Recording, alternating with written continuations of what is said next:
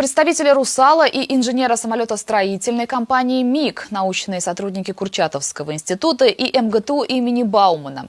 Представители более 60 организаций самых различных отраслей 2 дня знакомились с инновационными технологиями, которые разрабатывают и уже применяют на практике чувашские инженеры.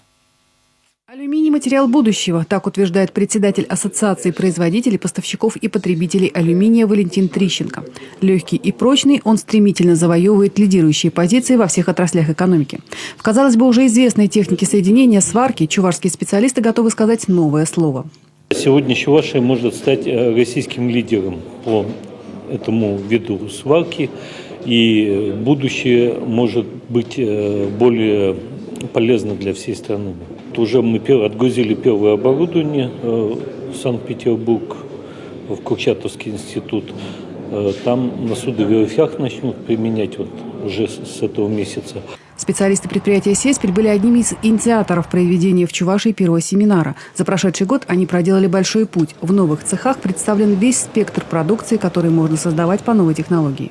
Сварка как технологический процесс, без нее не обходится ни одна промышленность, ни одно изделие. Все требует именно соединения каких-то материалов этими методами. Поэтому то, что мы сегодня обсуждаем, все сконцентрировано более или менее на самых передовом методе. Это метод сварки трения с перемешиванием. Самое главное, что у вас есть сейчас научная организация, это ваш университет, который взял на себя ответственность по созданию лаборатории этой, который взял на себя ответственность по разработке программ обучения специалистов, подготовки специалистов. И мы думаем, что в этом основная перспектива развития этой технологии. Если этот метод пойдет и будет в нормативной документации, конструктора будут его вкладывать в те проекты, которые они разрабатывают.